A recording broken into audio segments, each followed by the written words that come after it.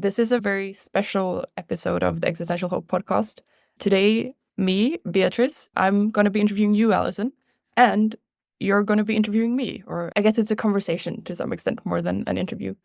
But yeah, the idea is that we've been running this podcast now for, I think it's at least 2 years. Maybe it's more. And yeah, normally we interview like all these different, very smart technologists and scientists about their thoughts and visions for the future.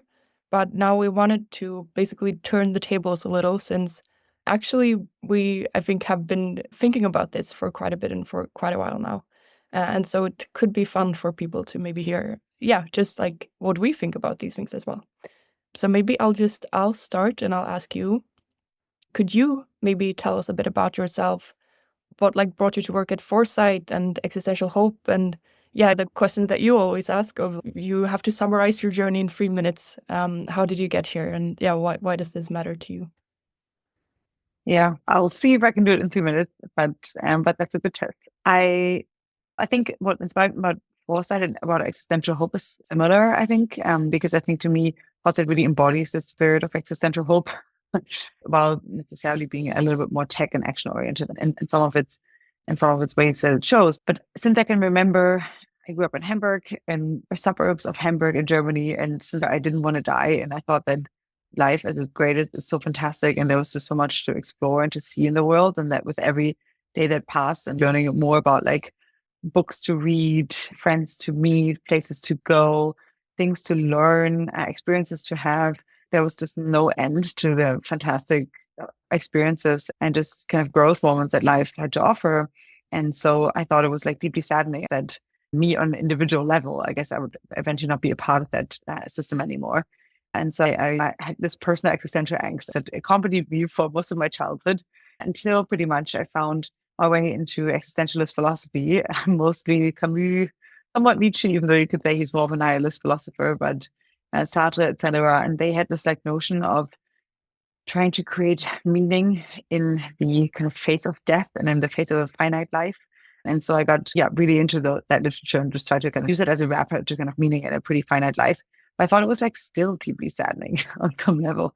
Like it helped to some extent, but I thought it was just unfortunate that eventually all of these wonderful experiences and the investments that you make towards your future life, etc., all has to crumble and slowly disintegrate and wither away. And then after a while, I discovered longevity. And the fact that there were at least some people talking about the fact that it could be possible to extend human life, perhaps not indefinitely or infinitely, but to some extent. And then through that, I discovered some of the transhumanist literature, etc., that had perhaps more of a philosophical leaning around it.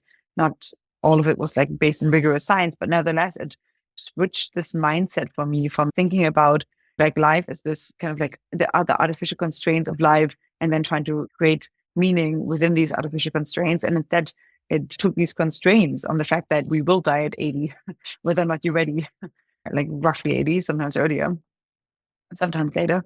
But that it took these artificial constraints and blew them out and was like, what if we could move these constraints? What if we could match the artificial constraints that we are dealt with to fit the expectations that we could have of life? And so I got really into that and really interested in that. And obviously realizing fully well that we're not really on track much of that research to get us there. But nevertheless, just people thinking about it was great.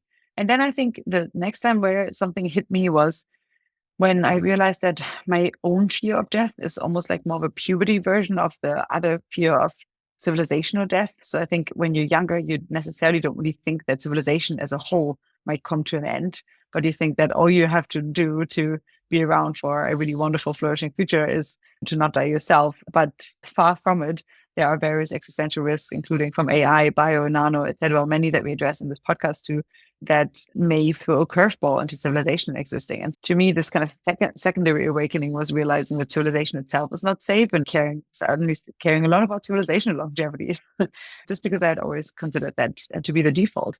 And so that made me switch this kind of lens from my personal individual life to this more civilizational lens of what are the kind of big factors that can make civilization live longer, or what are the ones that could possibly lead to a premature death of civilization, to put it in the biological terms. And I think right now we are quite prone to thinking that we are racing towards disaster, or that who knows how long the patterns that we currently have upholding civilizations are sustainable. There's so many different risks and like processes that are going out of control.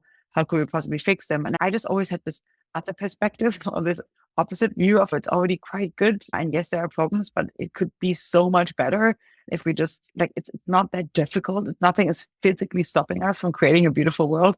And so I just was genuinely excited about the future and thought that we could like probably build a pretty good world if we just managed to not kill ourselves.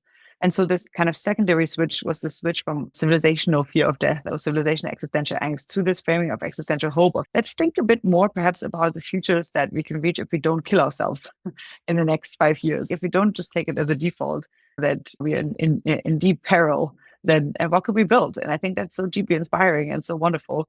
And it's also something that is not a new idea. This sci-fi authors have been doing this for a time and have been doing that pretty well. Sometimes more in a dystopian way, but definitely sometimes also painting towards painting pretty positive worlds. And so it took me a long time to comb the internet and to find all of these different resources, both for dealing with individual existential angst and like individual coming to many resources about longevity, but also all of these sci-fi stories that lay out positive worlds for civilization or the different resources that are even just thinking about long-term futures and what we could do as a civilization if we don't destroy ourselves. It took me a long time and countless hours on the internet crawling. I don't even know if it was called less wrong back then, but like just crawling blogs and outlets where people were thinking ambitiously about the future. And what inspired me about Foresight when I came across them finally is that there were a few people that were in the Bay Area that already in 1986 thought very ambitiously about the future when they founded Foresight, thought about how nanotechnology, AI, and various other technologies can shape the future positively. And not just talking about it, but like actively trying to get these technologies to move towards these positive paths. And similarly, I think for existential hope, when I finally came across the term much, much later, and when we discovered it in a paper from Owen Cotton Barrett and Toby Ord, it was so inspiring that they actually now put a name to the fact of this notion that rather than just thinking about all the terrible things that can happen to us, what if we think about the opposite world, where we make it through, where something amazing happens, or where we just manage to extend civilizational progress that we've already inherited for longer. And so I just got really inspired by these notions because they just really pinpointed what had been lurking in my head for a long time. And so I went and founded the website existentialhope.com, mostly to just collect a bunch of the resources about how different technologies can shape positive futures quickly and collate them in a way where it is easier accessible for other lay people that are starting to think about these terms, where they can just come to one page rather than combing the internet through all of this stuff, just have shortcuts to a bunch of links that I thought were at least useful for me and my own meaning making. But then over time, the project, of course, got much bigger than one person. And so now we really have a library of resources that many people have contributed and collated to of like various different onboarding documents about why do we care about neurotech? Why do we care about nanotech? What can we positively do with these technologies? And to lift our gates a little bit and think about more what's possible in the long term. Sorry, that was a very long-winded way of saying it. Not 2 minutes. No, I think it was great. It was great to hear about the whole arc, the story arc. So yeah, I guess if someone is entirely new to this podcast, the Existential Hope podcast is part of the Existential Hope program, which is part of the Foresight Institute. And if you're not familiar with the Foresight Institute, I think it would be really interesting to hear you tell us a little bit about that. And also like the focus areas of the Foresight Institute, like why are we focusing on the technologies that we're focusing on is one question that I often get, for example. So it'd be interesting to hear you speak to that. Yeah, I guess on the outside or externally, we are a nonprofit that was founded in 1986, and we advance the beneficial development of high impact technology. And so for us, we have a few areas that we specifically focus on. And so this is AI, bio, nanotech, neurotech, and space. And so these are like the technical tracks that we have. And in each of these tracks, we have a fellowship, prizes, grants, workshops, seminars, you name it, like various different ways of helping ecosystems of like frontier science and tech development in these areas start and then helping them prosper. So basically, we help project incubation, we fund projects, we help projects find their co-founder. We do actually field building with these workshops when there is no field yet. We try to invite people to get together and find collaborators. So we do everything possible to help the frontier of these different scientific disciplines to move forward in positive directions. Especially there where legacy funders aren't really incentivized to look yet, just because it's either too early, too weird, too niche, too controversial, too interdisciplinary, you name it. There's often like a variety of different reasons why there is just not as much attention on a specific technological frontier as there could be. And we try to go in and help that frontier a little bit along. So it might seem arbitrary why we pick these different technological tracks, such as AI, biotech, nanotech, neurotech, and space. But I think when you think about them a little bit longer, they're actually like deeply interrelated, and they lead to me to like a very organic and congruent future pattern that emerges when you think about them together. So we were founded on the book Engines of Creation in 1986. And so an easy way to answer the question of like why these different technologies is because they were all in the book Engines of Creation. The book was written by Eric Drexler, and together with Christine Peterson, who coined the term open source, and who was a fellow MIT scientist at the time, they founded Foresight Institute because so many people were inspired by the principles and ideas laid out in the book Engines of Creation. And so they had founded this organization to get to work and to actually implement these features that they laid out there. What were these features that they laid out in Engines?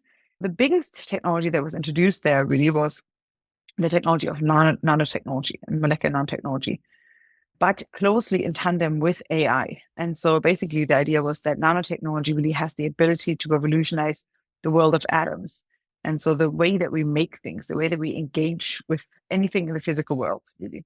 And so the question here really is, what could we build if costs, externalities, etc., were no issue at all? What if we could really like reconstitute and remake the kind of like fundamental building blocks out of which we make things? We'd have such an incredible kind of vast array of possibilities for making entirely new objects, for making objects at an unprecedented speed with entirely new properties. So, for example, for space development, that's very important, but also possibly with intelligence in it. There's a way to compute even on these very small devices, but also at like a much lower rate of externality production and at a fraction of the cost that we usually make things. So basically nanotechnology has this ability by building from the bottom up, ideally from the atomic level, really, to really revolutionize the way that we think about our physical environment. And then AI is the counterpart to that. So if nanotechnology does it for the world of atom, AI allows us to rethink the world of bits, to remake the world of bits and information.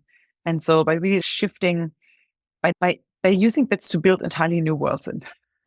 And so the AI was like deeply a part of this book as well, by laying out this really not only the types of questions that we could seek answers to with improved intelligence, but also the types of new questions that we could ask if only we have improved AI. And so AI and nanotechnology, like revolutionizing the worlds of bits and atoms in tandem, were giving rise to this like really ambitious long-term future that affected many areas, such as, for example, biotech, space, neurotech, etc. And so over time, we really built on the foundations laid out in Engines and built out the different tracks to focus on the technologies that were mentioned there. But rather than just focusing on nanotech and AI, we added the other tracks that it touched on briefly, basically as specific technical focus areas to Foresight as well, such as, for example, longevity biotech. Yes, you could imagine that longevity as a goal we could eventually reach with nanotechnology, but there's also shortcuts that have emerged since the book Engines. And so there's a lot of really fantastic work in biotechnology coming along, and that might give us shortcuts to actually allow humans to live much longer, healthier lives.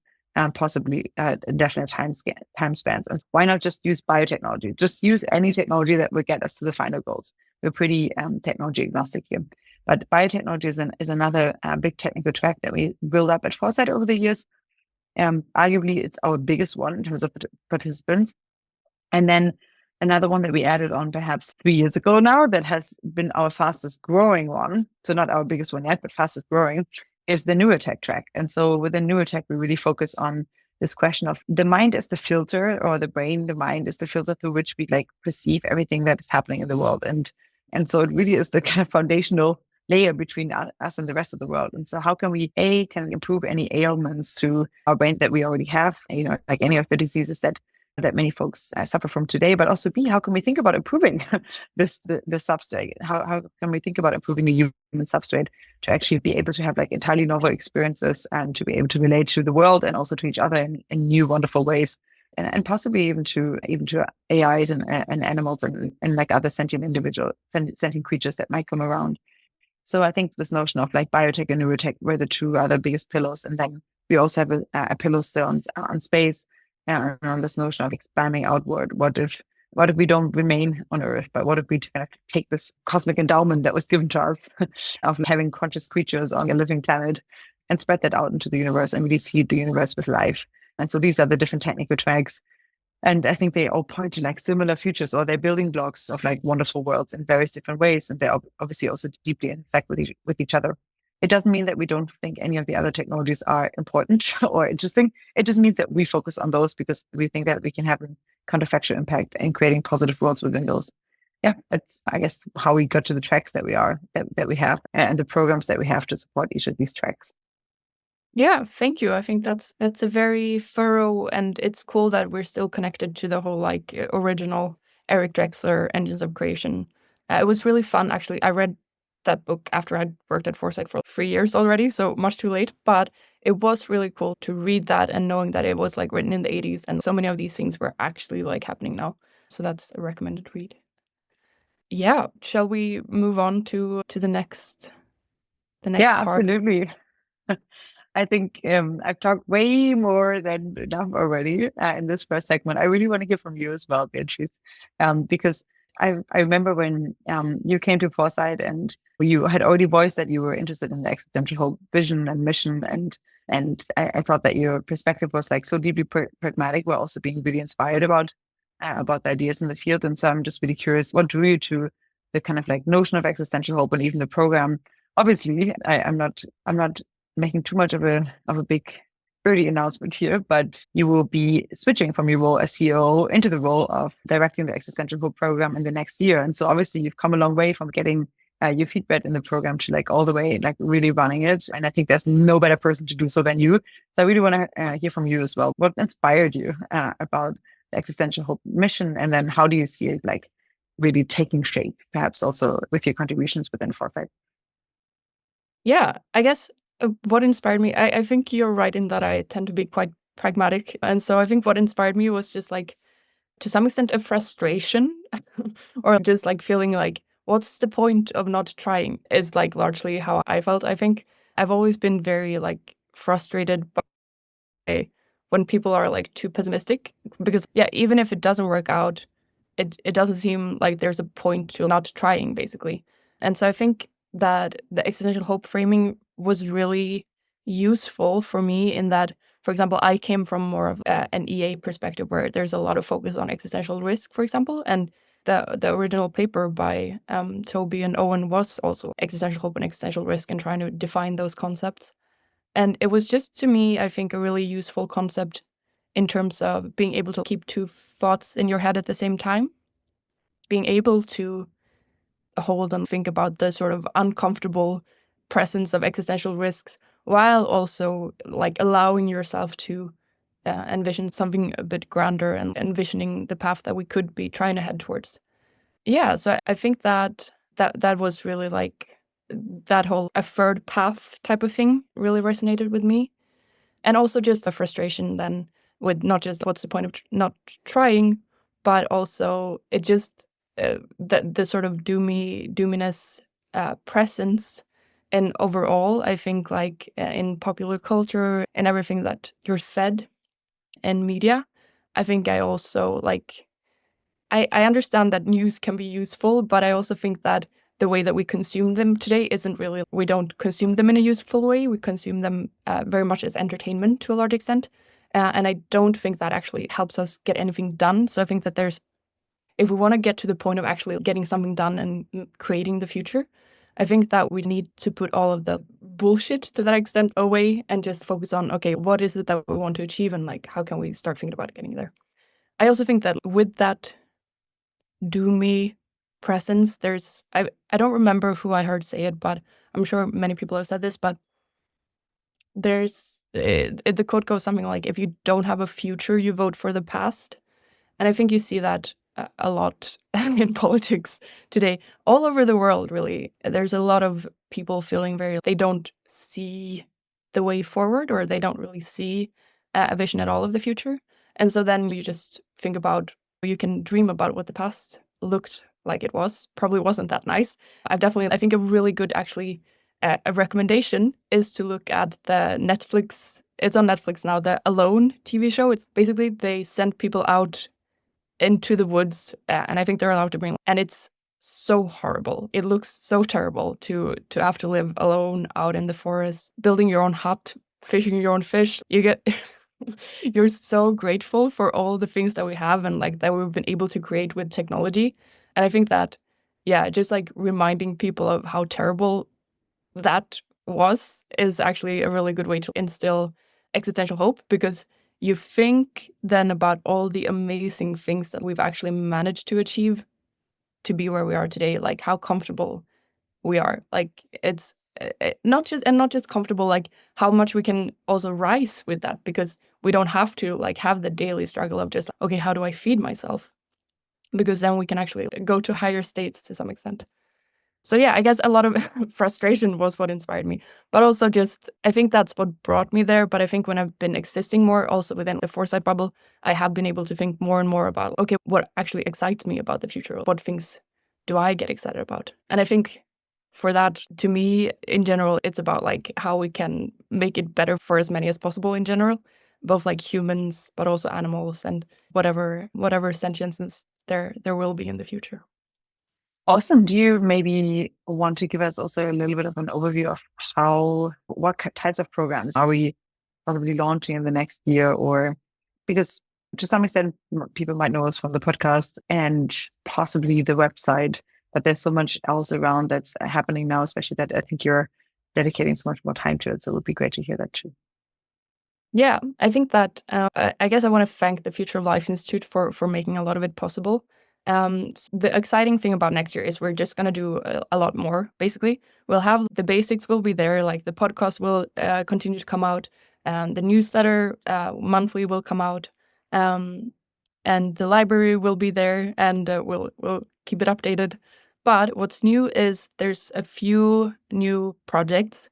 Most of them are like world building related, and I know that's something that we started on this year, 2024. Maybe a few of the people that listened participated. We did this world building course that spanned 8 weeks, and people built out a future in 2045. And so basically, that was really fun, and the worlds were really quite impressive. And so that's something that we're going to do more of. And so we'll do it, for example, that I think maybe the most exciting one is just we're going to do it like a broad, public, free, all access course for anyone who's interested in starting to explore these things. So it'll be like a Udemy course that you can find online. Hopefully it'll be on our website as well. But then if, for example, if you feel like you want to start engaging with these things, but you maybe don't have you don't have it naturally in your work or anything like that. Or if you just want to like, I think I've spoken to a lot of people also who are like maybe running a nonprofit or something that's not directly related to the things that we're working on, like tech and especially AI. You think, oh, I can sense that this is something really big happening, but I have no idea, like, how does this affect me or our nonprofit? Like, how should we think about these things? Then I think this course will actually be really good, because it'll be a way for people to start to think about what does it look like if it goes well, like what future do I want with advanced AI? And so that's going to be launching end of March, fingers crossed. So yeah, that's like the biggest one. And then we're also going to continue doing more world building, more like advanced world building, meaning we're going to interview people that are really experts in the fields. So much like we actually have done on this podcast, but getting more concrete and like thinking about what exactly would you think the future in 2045 could look like. It's not forecasting, like we want them to be really ambitious. If the best case scenario for the technology that you're working on happens, what do we have access to in 2045? And then we're going to just also do a toolbox so if you're curious and want to do more world building, then you can use this toolbox, and we'll have a lot of Gen AI recommendations and these things so that you can better do world building that applies to our real world, not just like world building for a fantasy novel or something like that. I feel like I should also say maybe a few words on like why we're doing world building so much. And I think that at first it started with, I guess, FLI's competition on world building a few years ago, where they also did, I think it was 2045, Imagine a World, where there was AGI and things had gone pretty well. What does that look like? And I know you were a judge on that, Alison. And at first I was like, okay, why I don't 100% like understand the point of this, but the more I like looked into it and read up on it, I think it makes a lot of sense actually, because the really good thing about world building very broadly is what it sounds like. You build out a world. It's what like Tolkien did for Lord of the Rings or something like that. It's anyone can do it in that sense, and it doesn't have to be like the future that you're trying to build out or anything like that. But the way that we use it is to try and imagine a more holistic view of the future. If you actually build out a world with the different sort of elements that goes into a world, then you have a much better holistic vision of how things come together. So, for example, when you have that, you can say that, oh, this thing is happening in the economy. How does that affect the people over here, for example? You can just see the sort of chain reactions that come in a real world. And so it's just like a way of working and thinking about the future that helps, basically. Like you can imagine these sort of what if scenarios. So what if we have AGI and things have gone, and you can like, in this process, you inhabit that world. And so that's what sort of makes it then easier to maybe think about how good is this world actually? Are there flaws in this world? Is there something we should do to make it more robust, for example?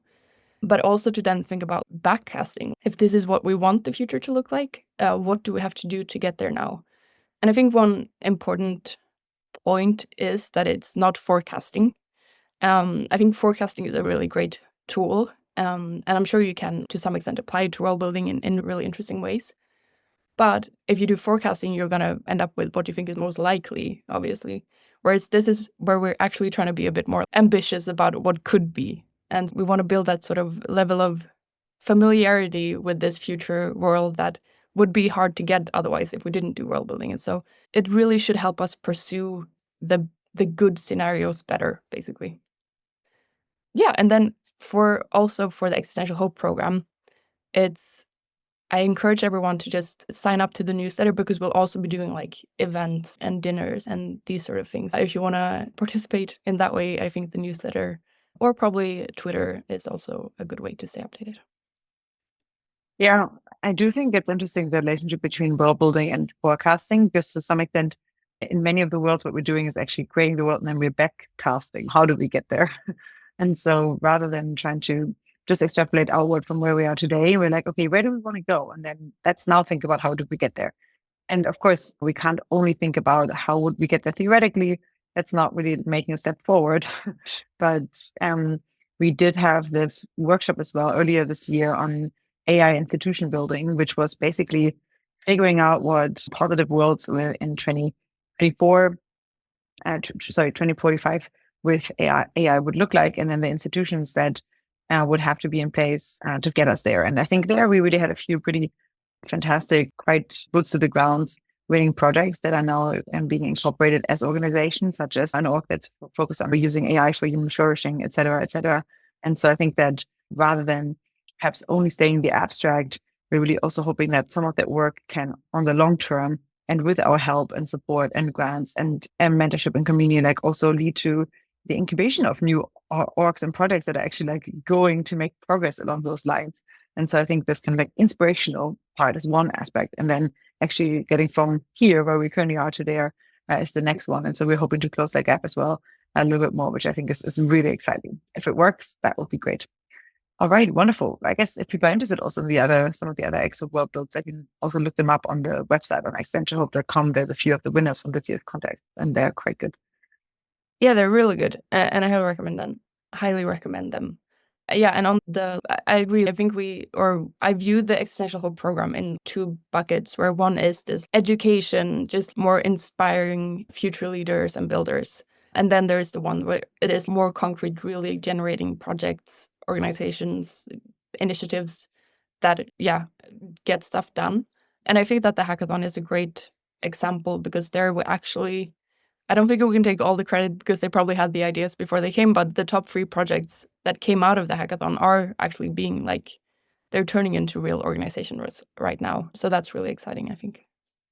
Okay, maybe I will get back to asking you a few questions. I think that you're a project lead whiz. You've spearheaded a lot of initiatives at Foresight, and I think since you became the CEO at Foresight has really taken off. I wasn't here before. I've been here, I think, 3.5, almost 4 years now. And since I came on, even in that short time, I think it's just felt like being at a startup more. I think things happening and growth and feeling like traction to a lot of things that we're doing. And yeah, I think you've been just like a really great leader of all of this. And so you just made a lot of things happen at Foresight, like workshops, grants, collaborations. Do you have any, this question that you usually ask in our interviews, are there any cultural shifts or anything that you've noticed since starting at Foresight? Because I know this is like your 10-year anniversary at Foresight, I think. Oh, damn. Yeah, pretty much. I think 10 years now. I'm just really grateful, I think, for the team that we've built at Foresight. It's absolutely fantastic. I think to see just what you can do when people are dedicated, committed, get along with each other, and just like share common missions and really share them deeply. So I couldn't wish for any other role or job, and we'll be doing this in my free time anyways. And just like incredibly grateful, I think, about the path that we're currently on. It's awesome every day. Like really feels like a gift. And that definitely wasn't always the case. I think I'm really grateful that Foresight had the amazing foundations that it did. And it was a lot of work to build it up to where we are currently at. I think one thing that really inspired me so much of Foresight that I think touched on earlier already is that when I found Foresight online, I was doing my studies still at the London School of Economics, and it was back then on AI and AI philosophy. And I was just browsing around the internet to figure out if there's any kind of like positive futures with AIs that people are imagining back then. And it was early, it was 10 years ago, but Foresight was really like one of the only orgs that was really had content on that was technical, somewhat scientific, like to the extent possible back then, without just being like philosophical or hand wavy about what AI actually means for us. And it was really quite early on. Of course, there's Miri and there's plenty of other orgs as well, but like I just got inspired by the positivity that Foresight had around many of these notions and this kind of like actionality around it. And so I cold emailed them, and that's how I ended up here at Foresight. So first I started as an intern, and then gradually, we grew. It's not even like I didn't work my way up, but we just grew. There wasn't really any of the other roles to work yourself into, because it was really like a very small org at the time that I joined Foresight. And so building out all of the programs that we currently have was a ton of fun. I also thought that what was so unique about Foresight is that it has this community of people that are still deeply caring about the mission that were already with us in 1986. And so when I came to Foresight, it was this like welcoming community of people that had also strong opinions about the future, but nevertheless that are still coming. We just finished our Vision Weekend, our annual festival in San Francisco, that are still coming to our events. And they've been coming since 1986. So I think that's amazing. This kind of like long-term institutional depth and willingness to collaborate on over long periods of time.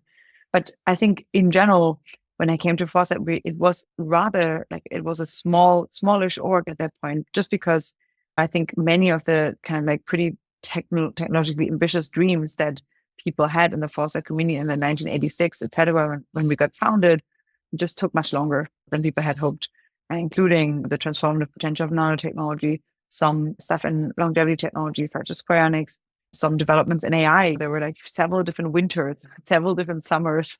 And I think lately, the culture shift that I think I'm most excited about is the one that when I came to Foresight, I thought I had missed the best of times, because it seemed like that the most ambitious thoughts were had in the 1986 in the early times of Foresight. And now we were just trying to like at least stay on the ball in terms of progress. And lately, I don't think that anymore. Lately, I think those were fantastic seeds, but that actually they've just suddenly woken up one day and considered that it's possible again to build a fantastic, ambitious, positive, progress-driven world, and they're fully committed again. And I don't know what changed. I think it was over 10 years gradually, but I think one big thing is crypto happened. And so many people that made money in crypto also share ambitious dreams about the future and longevity in other areas. And so suddenly they had money to put towards them. So a lot of new funding sources in hard science and tech, like Astera, like Amaranth Foundation, many of the other funders out there, they are from started and supported by people that made their money in crypto. And so I'm really quite grateful about that. I think the second one is that suddenly a few of these fields started glowing up. For example, longevity biotechnology. I think one of the first conferences that I was at Foresight here back in the days, it was on longevity biotechnology, and it was a tiny community, maybe 30 people at the workshop. And it was in a gentleman's club in Palo Alto next to a squash court. It was tiny, the community. And now look at it, the entire longevity field has exploded. There's now VCs only focused on longevity. There's breakthroughs after breakthrough, not quite getting us there, but nevertheless, we're making progress. Many billionaires are pouring in their funding into various different longevity organizations. There's so many conferences out there. People are really also actively excited about this, have it in their profile name. And we know the Don't Die movement crystallized by Brian Johnson, basically just now people, it's fine to talk about this stuff now. And it wasn't totally fine or welcome, even when I came to Foresight across the board. And so I think just the notion that there's now more of us that care about these things is amazing, because it can get quite lonely, I think, or you just start doubting yourself. I think after a while, if you just think that we could have these pretty ambitious futures with nano, bio, neurotech, etc., but why does no one else care, basically? And now so many people care. Neurotech just has exploded as a sector over the last 2 years. The progress that we are making now, I think, would have not been conceivable for people even 2 years ago. AI probably in a whole other story that's just going to revolutionize all the other technologies. And so I think this notion of it's go time again and people are waking up again is, I think, the most exciting culture shift that I really hope we can keep it going and we can pay it forward. The whole progress movement that has happened over the past 2 years, really putting a philosophical narrative around many of the technological changes and breakthroughs that we've seen, and the various different memes that sprung up around it. I think it's just people have woken up, they've decided it's game time, and they're ready to go. And I'm just really quite grateful for that. Yeah, I think that's really interesting. Also, I very much agree, or I think I've shared that experience. I think maybe to some extent it's just the pendulum it was too doomy for a while. Something else had to happen. People got bored of it. But also, I think that we had our vision weekend this weekend, and I was hosting the Existential Hope breakout group discussion. And one of the things that was, I think, an interesting point was that if you've actually felt tangible changes, and the times in history where people have been maybe the most excited about the future has been maybe when they've actually in their own lives felt tangible changes. And I think that a lot of people today, I feel like I've experienced that with just ChatGPT. I felt, oh shit, this wasn't possible 3 years ago or something. And that's probably, that puts you in the go mode, go time.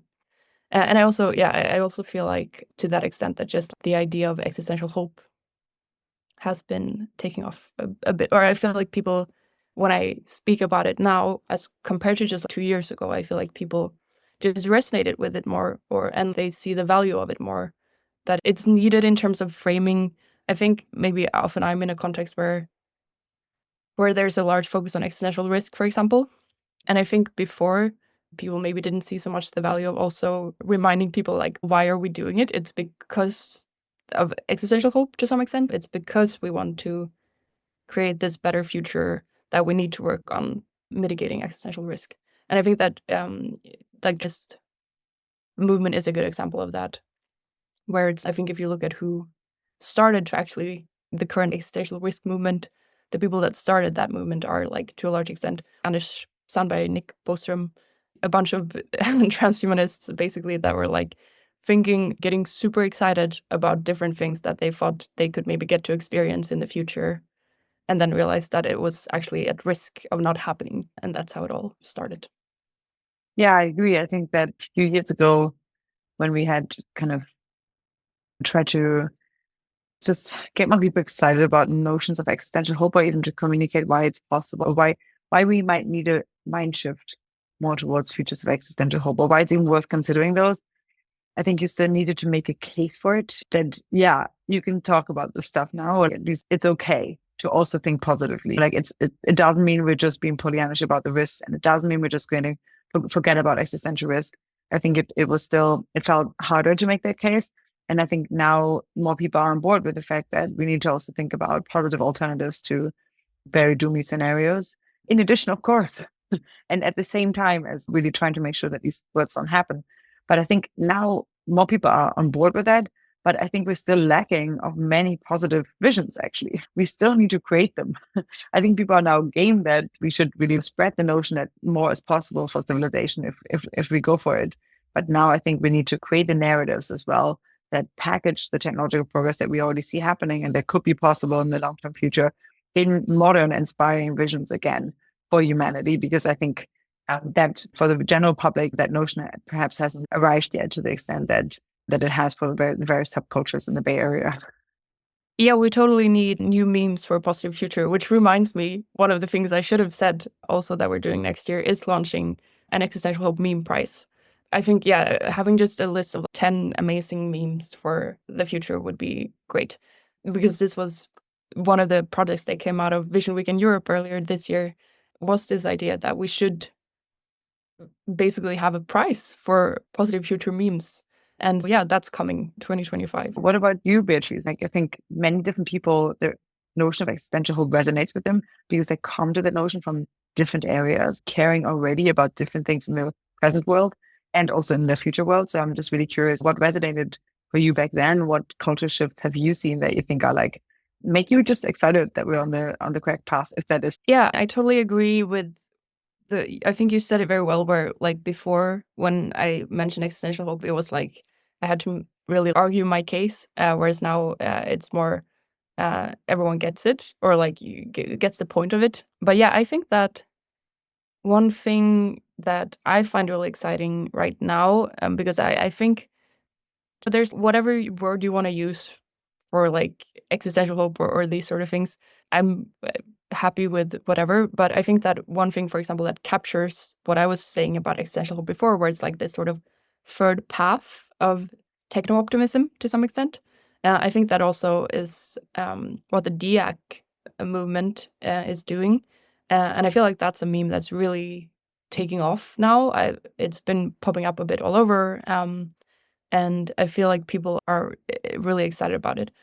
For those who aren't familiar with it, it's like it was a post by Vitalik Buterin, the founder of Ethereum, called "My Techno Optimism," and it's a really good post that I highly recommend everyone reading, where he speaks about basically there's like the different sort of paths we could walk in and how we relate to technological development. Like we could try to like just like pause it, shut it down. We don't want to take any risks, any of the risks that come with pushing it.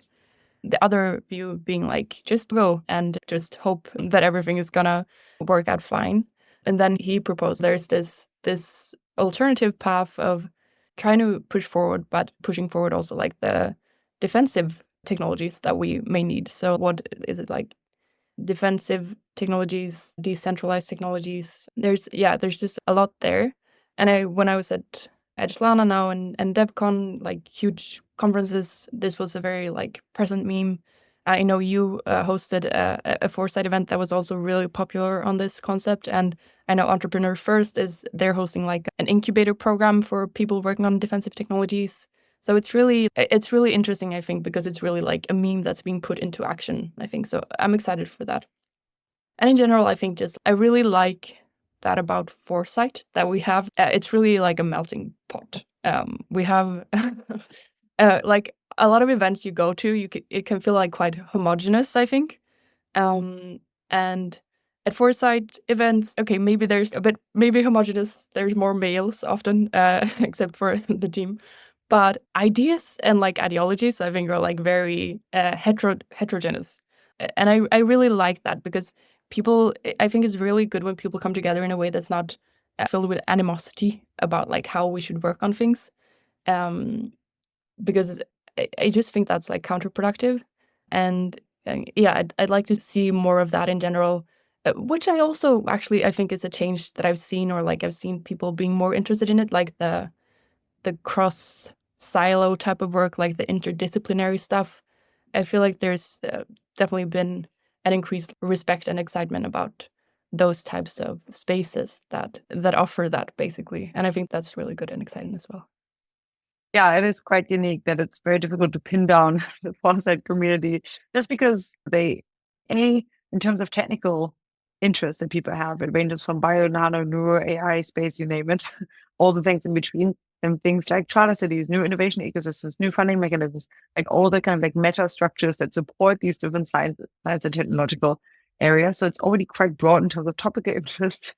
And then you add different political perspectives, different moral perspectives, different just philosophies of life that people come from, different subcultures, because people don't just wear one hat, but there were so many. And I think it's so far it hasn't blown up in our faces yet. I really hope that we can keep it going, because I think it is one of the few venues where you see people from where you think quite radically opposed communities, like engaging fruitfully with each other and actually using the benefit of doubt in interaction with each other. And I think that's just quite rare these days. So yeah, hopefully we'll continue without any too large setbacks on that front in the next year. Who knows?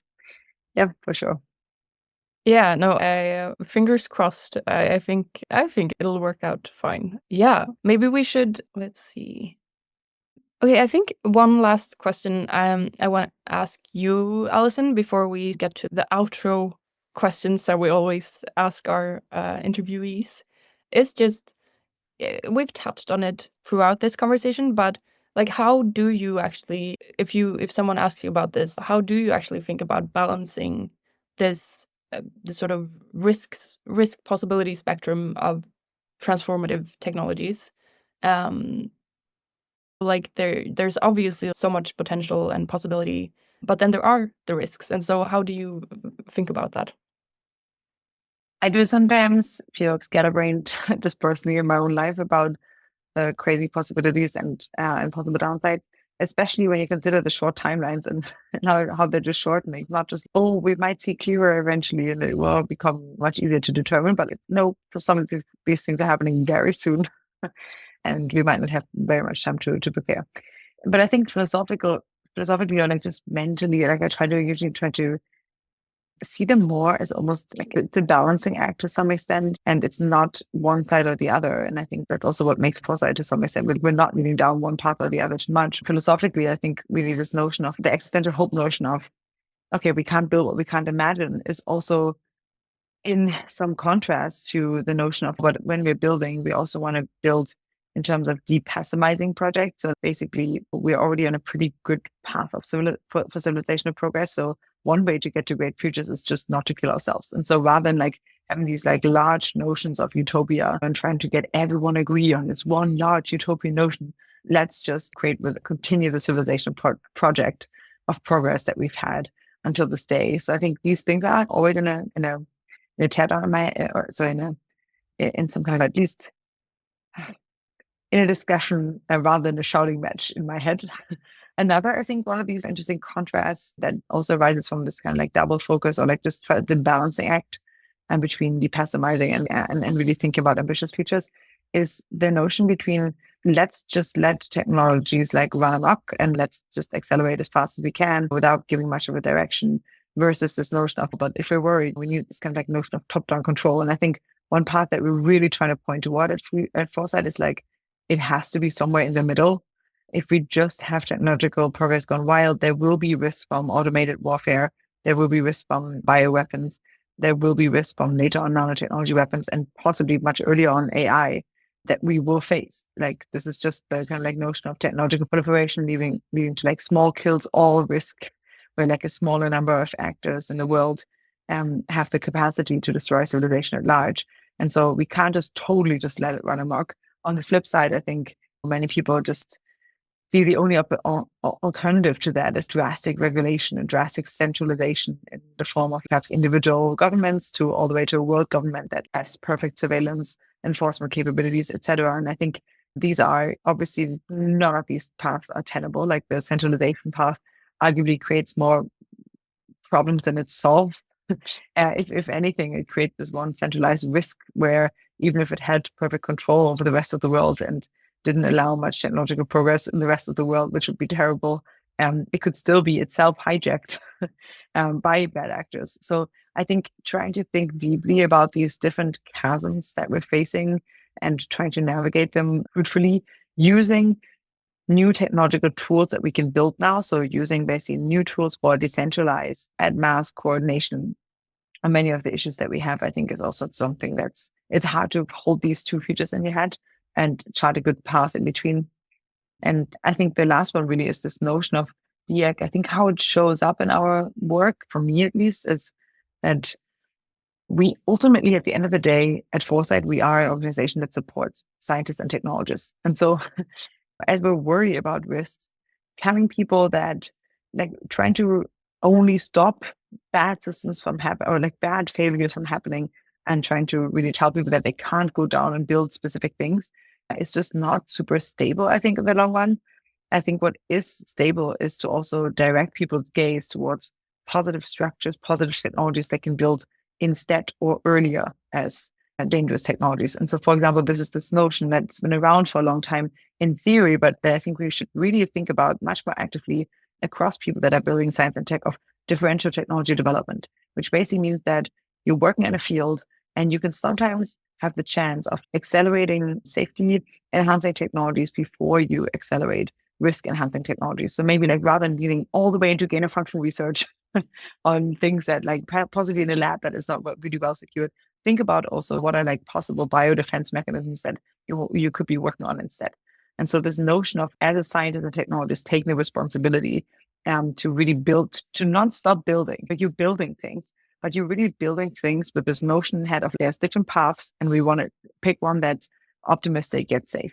And so I think trying to think more broadly of that, it definitely inspired our AI program, like, rather than necessarily working on making AI systems safe or trying to RLHF them or possibly regulate parts of them, we're focusing in our AI grants program very much so on strengthening the civilizational infrastructure in which humans and AIs live through computer security that we're funding, and through multipolar game theory of, like, humans and AIs interacting, and strengthening the human in that relationship to an AI by funding neurotechnology and neuroscience research to, like, improving human cognition vis-a-vis AI, and also by funding research on automating safety research to improve the human position vis-a-vis AI systems on the long run. And so I think this notion of thinking about what are defensive ways in which you can think about technology development that don't necessarily mean you have to shut anything down, but they might mean that you want to focus on building other things instead of or first. And so I think there's something, like, more or less practical that I want to leave specifically those people with that are actively developing science and tech. Yeah, I think this notion of DR, PPTD, et cetera, is going to stay with us over the next few years for sure. I think not just at Foresight, but in general too. But I think that's one strand within the Existential Hope project. Another one that we focus on is this notion of a Eucatastrophe. And that's really coming from, not from us. It's not even coming from Toby Ord and Owen Cotton Barrett, who, like, reintroduced it in their seminal paper on Existential Hope, but it's actually coming from Tolkien. And it means this kind of, like, sudden happy ending of a story that leads into positive ending. So when you have a fairy tale, at the end, there's usually, like, this crisis, and then at one point you see it's shifting and you have the happy ending. So what is that moment for civilization, perhaps, where rather than the world looking much poorer as an outset, the world is suddenly looking much brighter based on a few events or one event or, like, a specific development that has occurred. So it's, like, a different notion of thinking about existential hope rather than thinking about the DEAG framing, but I think it's one that we often use as well. It's like a cool mental tool, I think, just to think about these types of futures. So I really want to ask you if you have any specific ideas. It's always the hardest question that we ask our podcast guests. So it's totally fine if you don't have any, but in case you have a Eucatastrophe moment for us to share, or a Eucatastrophe development that would make you much more optimistic about the path of civilization in the future, that would be awesome to hear. But I feel like I would very much be cheating if I didn't try to answer this question, because I always push others on it. But yeah, I think that definitely for me, the one thing that I think would, like, make me feel a lot better about the future is, in general, if there was, like, this idea of, like, moral circle expansion. I think it's, like, Peter Singer who started talking about that, and basically that who we include in our moral circle maybe could and should expand. Right now, maybe the people that you include in your moral circle are, like, your family, your friends, maybe the people who live in the same nation as you or something like that. But I think increasingly, it's really interesting to think about who else should be included in that. And yeah, I think for me, a big one in general, just people all over the world. So it's not bound by nation. And then animals is a really big one, I think. So I think if we started including more people in our moral people beings in our moral circle, that would be great. I guess it sounds fluffy, and I've been thinking about, okay, how do we actually do that? How do we hack it? And I don't know. It's very difficult, obviously. I think the annoying thing about it is that it seems like it would take. We have really expanded our moral circle because I think the comfortable lives that we lead today, a lot of us, makes it easier for us to maybe be generous and to others and care about others if we have food and clothes and all the things that we need. But I have been thinking, especially since our neurotech track has been taken off, like maybe we could hack ourselves a bit in terms of expanding the moral circle. Like maybe I think just the possibility of being able to communicate much more efficiently with each other, for example, could be. I think when we hear about that notion, we just think about, oh shit, everyone's going to find out all the horrible things I'm thinking. But I think also if you weren't like limited by language, maybe you could communicate much more efficiently, really, because you could get much more nuance through in your communication. Or you could if you could make someone feel what you're feeling. If you're afraid of something and someone else can feel that, maybe they can understand and empathize with you more. Or just with AI and neurotech, there's this interesting maybe possibility of being able to communicate with animals much more efficiently. That would be amazing and maybe make people include them in their moral circle a lot more. So I think, yeah, in general, anything we can do to hack moral circle expansion, I guess, would be my Eucatastrophe. I know that we're like over time now, basically. So maybe we just do like a rapid fire round, like a few quick questions, and then we say happy holidays to everyone. So I'll just start with asking you, Alison, if someone asked you, how do I get involved, or what should I do to get involved in this space, what would be your top recommendation for them to start? So banal, but we have a library on the website that we spend a lot of hours in curating. And so that would be the first place I would point them to. I think I will just echo that. I think that's what it's meant to be. Yeah. All right, now I go. Who is a person that you'd like to have on next year's podcast, if you could engage in some wishful thinking here? I would really love to have Grimes. I think she's really cool and very, very thinking out of the box about in terms of what the future could be. And yeah, so Grimes will be my short answer. And you? I'm thinking about the question also, who could I in a world of wishful thinking? And for me, it would be Karl Popper, who it's not possible anymore. But maybe through AI, we'll get to that point again in the future when we can talk to him. That's true. Yeah. Any books, movies, other recommendations that you have for people that really inspired you throughout this year?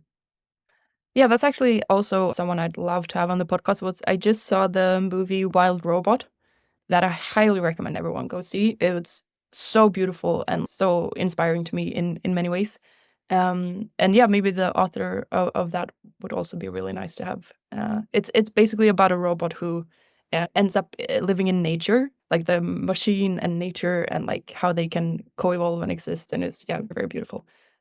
What about you? Do you have any? It doesn't have to be like from any time, any content that is like your favorite existential hope content.